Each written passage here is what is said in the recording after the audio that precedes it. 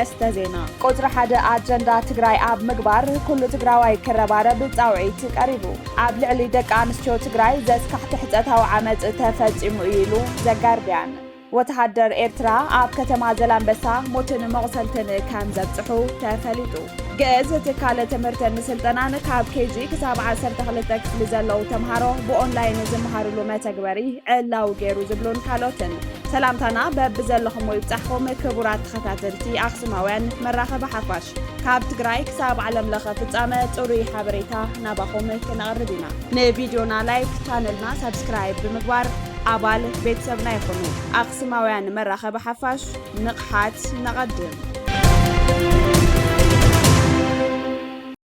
أب لعلي دك أنستيو تجراي زاسكح كحتاتاوي عمد تفاتيم إيلو زجارديان أب لعلي تجراي بزتفتأم جونوسايداو كنات سعيبو أب لعلي إتا كله تقوار زخونت تجراوي تدو بلفن تاويان حيلتات ساف زي بالبدل بتحوايو مهتأن تنعات كبور مهتأن تجارو ديتات يوكل كبل زجارديان تمال حزو وزوات حابريتا عمل كيتو تجارو دك أنستيو يترف كتريو كتسمعو زدنجت قفعن بدلن كام زجات أمن حبيرو أزي أب مثل نريو زلنا ورغت سراويت شعبية منور صحف صحيفهم ناب مهتأن تجراوي تدو تنعات زأتو يبل زجارديان تنعات حانتي كابتن أنا واريت أطاوي تقعات زبتحن بعسر تتاتا شحات زغوت دك أنستيو تجراي حانتيا مهتأن تنعات كبور مهتأن تجارو ديتات يوكل ناستات كل التعاموتي عبوشت كبور مهتأن قوال نستيت تنعات شومون تزمرتو بلونات كل التكفالات تسفر مسددي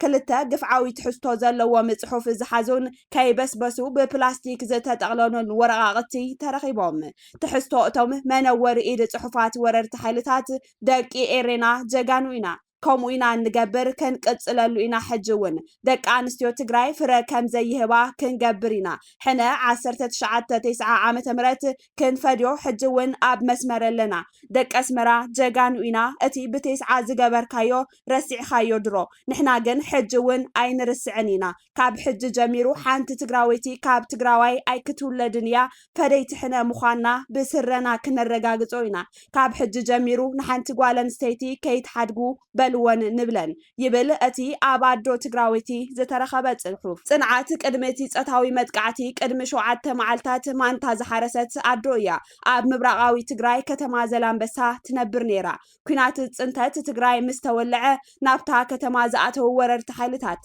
فلما نابجز مسعتو بعل بيتا أبي كمزلو أن دافو كمز طيقوا تزارب بإذن دم كساب زوت رأسا بإجرام وقعهم كمزو دغوان أن تباريو كمز عمت وان تجلد أبت كبابي حكمناوي قلقالوت سلا زينبرة بزوح سقاين مكران إن حلفت بحاجز ولادي تعديا كاب موت تريفا زتفت أما بدلات إن ذكرت إن شع عرس قتلت كتفت أم كم تحسبون تجلد يخون بر قبل عليان كالوت أحتان زتفت أما قفعي فتحي كالرقاقت تمحتان لا أبت زوت حبريتا درجة 9 مئتاوي كابتن أب وان كينات تجرايت أو عمت زجاجة من دك أنستيو زخون عينت حكمناوي خون سنا أمراوي حاجز كم زي رخبان أستات فرق دما بحترة مسار حتات حكمنا حاجز كم زي تجبر لن كم مخنيات يتكاس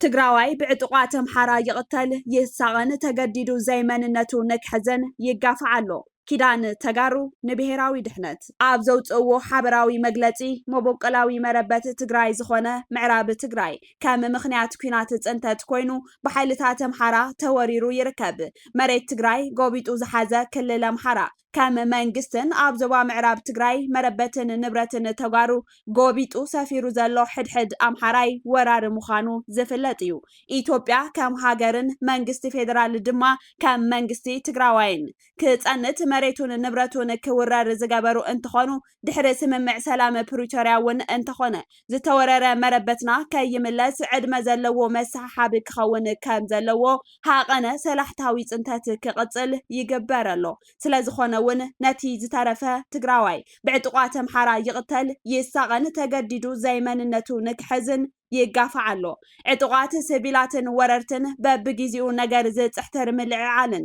ሓዱሽ ዘይነበረ ታሪኽን ንምፍጣር ዓይነታዊ ውዲት ይሰርሕለው ኣብ ቀረባ መዓልቲ ድማ ንሕና ኣካል ቤጌ ምድር ጎንደር እምበር ኣካል ትግራይ ኣይኮናን ዝብል ሰልፊ ተገይሩሎ ንሕና እውን ብዘይካቶም ተገዲዶም ዝተሰለፉ እቶም ከምዚ ዝብሉ ወረርቲ ኢኹም እምበር ተጋሪኢኹም ኣይበልናን ህዝቢ ትግራይ ጉዳይ ምዕራብ ትግራይ እቲ ዝዓበየ ብሄራዊ ኣጀንድኡ ገይሩ ድሕሪ ስምምዕ ሰላም ፕሪቶርያ ብሰላም መሬቱን ህዝቡን ክምለሰሉ ተማሕፂኑ እዩ እንተኾነ ግን ብወገን ኣምሓራ ነገር ምፅሕታርን ምጉሃርን ኮነ ናይ ወራር ሸውሃቱ ከም ዘይተቀየረ ንርኢ ኣለና መንግስቲ ፌደራል እውን ቀም ሸደይ ዕንቂፉ ንዚ ዓይነቱ ምክንያትን ውዲትን ደው ኣቢሉ ብውዕል ፕሪቶርያ መሰረት ወረርቲ ካብ መረበትና ከውፅእን ተመዛበልቲ ክምልስን ከምኡ እውን ኣብ ኣዲስ ኣበባ መንነቶም እናተረኣየ ዝእረዩ ዘለው ተጋሩ ጠጠው ከብልን ንፅውዕ ብኻሊእ መንገዲ ድማ ኣራዊት ሰራዊት ሻዕብያ መሬትና ምውራሩን ህዝብና ምምዝባሉን ከኣክል መጮይትን መቅተልትን ተጋሩውን ቀፂሉሉ ይርከብ እዚ ቀታልን ጸማድን ስርዓት እዚ ነውራም ተግባሩ ጠጠው ከብልን ናብ ወለደታት ዝሰግር ቅርሕንቲ ካብ ምፍጣር ክዕገስን ንፅውዕ ኢሎም ቁጽሪ ሓደ ኣጀንዳ ትግራይ ኣብ ምግባር ኩሉ ትግራዋይ ክረባረብ ጻውዒት ቀሪቡ ግዳማውያን ሓይልታት ዝገብርዎ ምንቅስቓሳት ደው ንምባል ይኹን ኣብ ውሽጥና ዘሎ ፖለቲካዊ ብልሹና ንምዕራይ ኣብ ትግራይ ኣብ ጫፍ በፂሑ ዘሎ መንገዲ ሕድሕድ ምጥፍፋእ ብህፁፅ ጠጠው ክብልን ንብሔረ ትግራይ ዝረብሑ ሓሳባትን ሓይልታትን ናብ ጠረጴዛ ብሔራዊ ጉባኤን ካብ ምምፅኦም ከም ዝፍልፈል ሳልሳይ ወያነ ትግራይ ኣፍሊጡሎ ደጊም ኣብ ትግራይ ዝፍጠር ዝኾነ ኩናት ደቂ ብሔረ ትግራይ ዘቤታዊ ዕየና ክንውግን ካብ ዘይምኽኣልናን ፖለቲካዊ ድሕረት ዝወለዶን ጥራሕ ስለ ዝኸውን እዚ ተታሒዙ ዘሎ መንገዲ ጥፋት ብኣግኡ ጠጠው ናይ ምባል ሓላፍነት ዕዮ ሕድሕድ ደቂ ብሔረ ትግራይ እዩ ኢሉሎ መግለፂ ሳልሳይ ወያነ ትግራይ ፖለቲካ ትግራይ ብቕልጡፍ ናብ ስልጡን ዘተ ክምለስ ብምግባር ጥራሕ ክሕከም ከም ዝኽእል ብምእማን ቁፅሪ ሓደ ኣጀንዳ ትግራይ ኣብ ምግባር ኩሉ ትግራዋይ ክረባረብ ድማ ሳልሳይ ወያነ ትግራይ ጻውዒቱ ኣቕሪቡሎ ኣብ መንጎ ተጋሩ ዝህሉ ጸገም ካብ ብሰላማዊ መንገዲ ወጻኢ ብኻሊእ መገዲ ክፍታሕ ከም ዘይኽእል ብምእማን ሕዚ እውን ደጊሙ ናብ ምርድዳእ ዝወስድ ዘተ ብህፁፅ ክጅመር ሳልሳይ ወያነ ትግራይ ጸዊዑ ወተሃደር ኤርትራ ኣብ ከተማ ዘላንበሳ ሞትን መቁሰልትን ከም ዘብፅሑ ተፈሊጡ ናይ ውሽጢ ምንጭታትና ከም ዝሓበርዎ መዋትን ቆሳሊትን ቆልዑ ዝወለዱ ሰብ ሓዳር ምዃኖም ተገሊጹ እቲ ኣረሜናዊ ተግባር ንብዙሓት ነበርቲ እቲ ከባቢ ኣጉሂውን ኣቆጢዑን ይርከብ ሲቪል ዝተኸደኑ ክልተ ወተሃደራት ኤርትራ ክሰትዩ ውዒሎም ናብ መንበሪኦም ኣብ ዘምርሕሉ እዋን ካብቶም ክልተ ወተሃደራት ሓዲኡ ሰኺሩ ከም ዝነበረን ኣብ መንገዲ ክጻወቱ ንዝረኸቦም ይጸርፎምን ይወቕዖምን ከም ዝነበረ ምንጭታትና ይሕብሩ ብተግባር እቲ ወተሃደር ዝጓሃየ ኣቦ እቶም ቆልዑት ንምንታይ ተወቕዖም ምስ በሎ ሽዑኡ ንሽዑኡ ሽጉጥ ኣውፂኡ ከም ዝተኮሰሉን በዓልቲ ቤት መዋቲ ተደናጊፃ እናወየት ናብ ቀታሊ እንተተጸግዐት ንዓኣ እውን ከቃብፃ ይትኩስ ዝተተኮሰ ጥይት ሸንጢፍዎ ንንእሽተይ ከም ዝተረፈት ተገሊጹ እቲ ወተሃደር ኤርትራ ምስኡ ዝነበረ ድሓን ዘይሰኸረ ጎቲቱ እንተዘይወስዶ ነታ ሰበይቲ ኾነ ነቶም ቆልዑ እውን ኣይመሓደገሎምን ይብሉ እማናት ሰነ 21/2017 ዓ.ም ኣብቲ ከባቢ ናይ ዘለው ወተሃደራት ኤርትራ ኣዘዝቲ ንገለ ዓበይቲ ዓዲ ምሪሖም ነቲ ነገር ንምህዳእ ዝዓለመ ሽምግልና ምክያዶም ቲክቫህ ኢትዮጵያ ቤተሰብ መቐለ ዝረኸቦ መረዳእታ ይሕብር ወተሃደራት ኤርትራ ካብ ሕዳር 2013 ዓ.ም ጀሚሩ ከተማ ዘላንበሳ ሓዊሱ ሎሚ ንብርክት ዝበላ ጣብያታት ወረዳታት ጉሎ መኸዳን ኢሮብን ተቆጻጺሮም ከም ዝርከቡ ይፍለጥ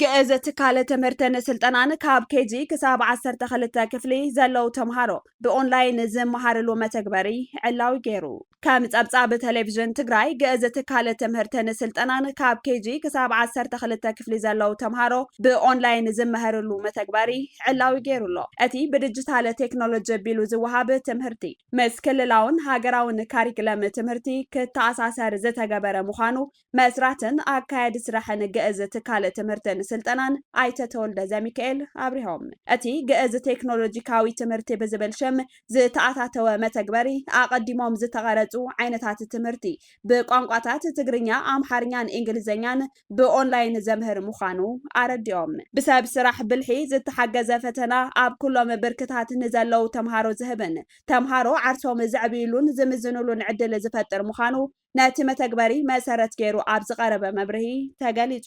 ኣብቲ ዝተኻየደ ስነ ስርዓት ዕላውነት መልእኽቲ ዘሕለፉ ሓላፊ ቢሮ ትምህርቲ ጊዜያዊ ምምሕዳር ትግራይ ዶክተር ኪሮስ ጉዑሽ ኣብ ዓለም ብኦንላይንን ኣብ ፍልጠት ክእለትን መሰረት ዝገበረ ከይዲ ትምህርቲ ዝመርሖ ቁጠባ ይህነፅ ከም ዘሎ ተዛሪቦም። ኣብ ቴክኖሎጂ ዝነጥፉ ትካላት ብምድጋፍ ብቴክኖሎጂ ዘመናዊ ከይዲ ትምህርቲ ኣብ ምትእትታውን ፀገማት እቲ ዓውዲ ኣብ ምፍታሕን ክስራሕ ኢሎም ግእዝ ትካል ዲጂታል ትምህርትን ስልጠናን ካብ ኬጂ ክሳብ 12 ክፍሊ ብኦንላይን ካብ ዝህቦ ትምህርቲ ብተወሳኺ ሓፀርቲ ስልጠናታት ዝህብ ምዃኑ ኣብቲ መድረኽ ተገሊጹ። ኣሜሪካ ካብ ተወሳኺ መጥቃዕትታት ክትቁጠብ ኢራናዊ ምክትል ሚኒስተር ጉዳያት ወፃኢ ኣጠንቂቑ። ኣሜሪካ ዳግማይ ዲፕሎማስያዊ ዝርርብ ክትጅምር እንተኮይና ኣብ ልዕሊ ኢራን ተወሳኺ መጥቃዕቲ ካብ ምክያድ ክትቁጠብ ከም ዘለዋ ምክትል ሚኒስተር ጉዳያት ወፃኢ ቴሄራን ንቢቢሲ ሓቢሩ። ማጅድ ታኻት ራቫንቺ ምምሕዳር ትራምፕ ምስ ኢራን ናብ ዘተ ክምለስ ከም ዝደሊ ብመገዲ መንጎኛታት ከም ዝተዛረቦም እኳ እንተገለጸ ዝርርብ ኣብ ዝካየደሉ እዋን ግን ተወሳኺ መጥቃዕቲ ከም ዘይፍጸም መረጋገፂ ከም ዘይሃበ ተዛሪቡ። ኣብ ድሮ 13 ሰነ ዝጀመረ ወተሃደራዊ ስርሒት እስራኤል ነቲ 2 መዓልቲ ድሒሩ ኣብ መስካት ክካየድ ተሓሲቡ ዝነበረ ሻድሻይ ዙርያ ዘይቀጥታዊ ልዝብ ኣፍሪሱ።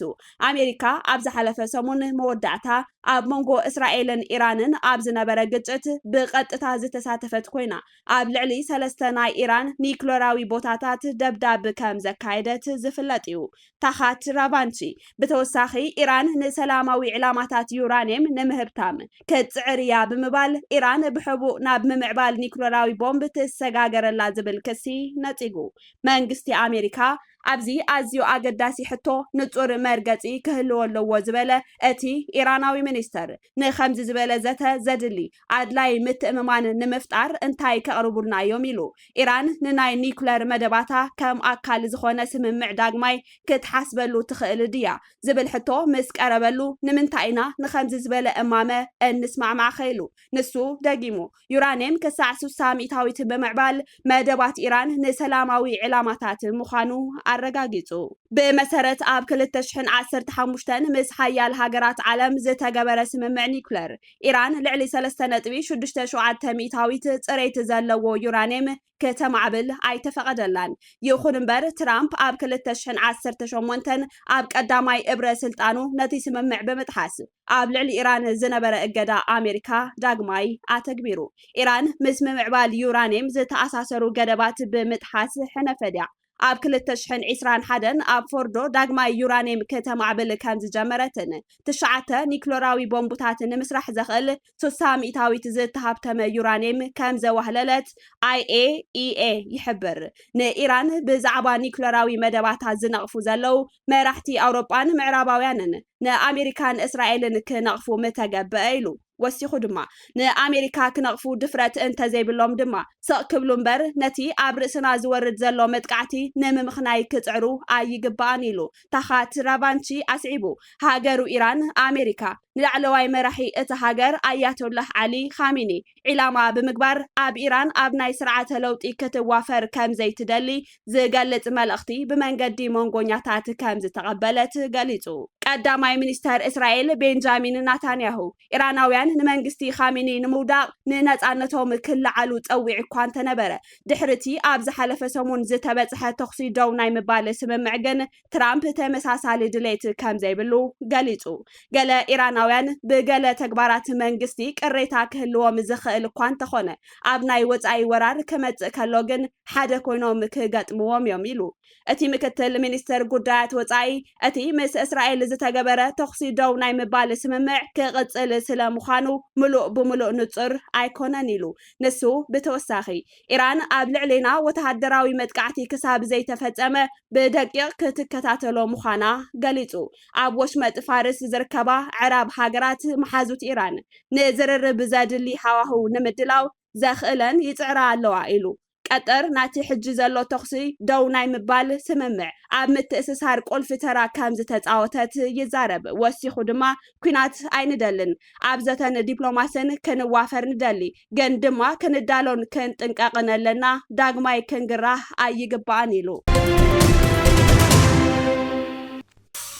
كبرات تخاتلتي أقسماوين مرخب حفاش نايلوم علت إسران 4 ورح 10 كلتشفن 10 شوعات سنة متمرت مجلوات زينا أقسماوين أزوم كتكتاتلوهم تتنحهم يمسلو نيروم مز ترفو مدبات أقسماوين التلفزيون سنايت أكليت